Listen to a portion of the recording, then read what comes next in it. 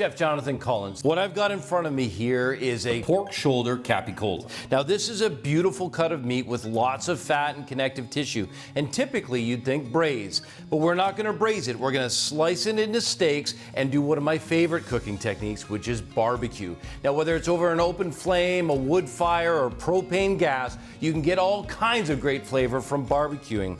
With this pork collar butt, the way we're gonna deal with the connective tissue is to do a marinade. Now this marinade is going to have some heat and it's going to have some acid, but over a slow period of time it's going to break down that connective tissue and get it ready for the barbecue. Barbecuing is to cook using dry heat on an open grill over burning hardwood, charcoal, open flame, or even a gas element. It's important to make sure that although the sizes might be different, that the thickness is the same. This will give us uniform cooking when it goes to the barbecue. Now I'm gonna make the marinade. I'm gonna do two different portions of the marinade. One is gonna be the spices. I've got allspice and cloves and cumin. I'm gonna toast those over medium-high heat until they just begin to smoke and are fragrant. Pound those in the mortar and pestle, then add the fresh ingredients, making a really nice marinade. Put them in a bag and put them in the refrigerator to marinate while I do all the other prep.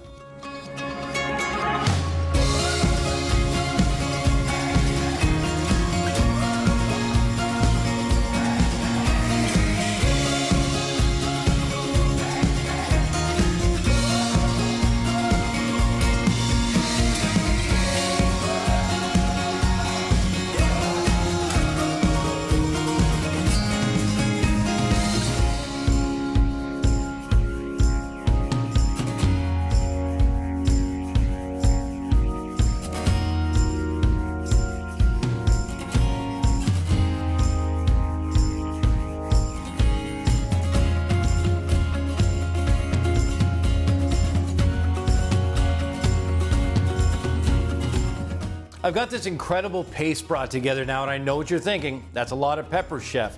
But I'm telling you, with that orange juice, it's going to mellow, and given time, about 4 hours for a short marinade in the fridge, this pork is gonna just be on fire in terms of flavor. So I'm just gonna start putting it in, and as I do, I'll evenly distribute it across the pork. The nice thing about using a plastic bag is that about halfway through the marinating process, I can go to the refrigerator, turn it over, and by gravity, it'll just bring some of that flavor down, making sure that every little piece of pork gets some of this incredible flavor. With my marinade completely covering the pork, I'll seal that bag tight, turn it over, massage some of those ingredients around to make sure that every piece gets coated.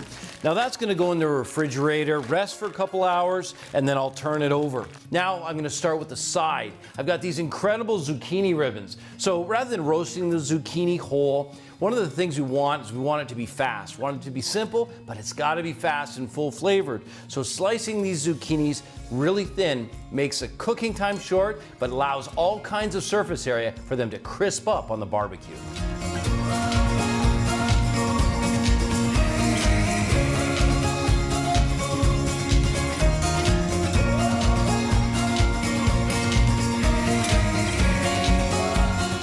Now that all of my prep is complete, I'm ready to go to the barbecue.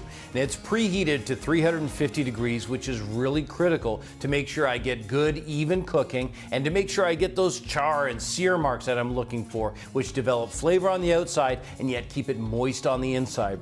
These beautiful zucchini ribbons are gonna cook fast, and they're gonna be crispy, and this vine tomato is so simple to prepare, just a light brushing of olive oil, seasoned with salt and pepper, and they're ready to serve. Let's go to the barbecue.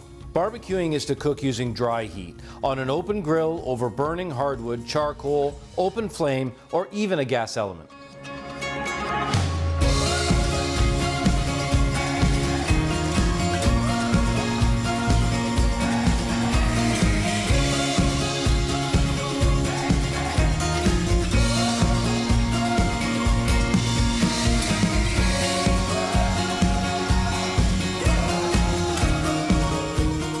These incredible steaks have been cooked to an internal temperature of 160 degrees Fahrenheit. And the fragrance and smell coming off them is incredible, which is created from all the burning fats as they hit those hot embers on the barbecue. And to finish, we'll pull off these incredible ribbons. We just roll them off, look at that, with a fork, tuck them on the plate. it's bright, it's beautiful, it's full flavored. This is the perfect way to cook an entire meal on the barbecue.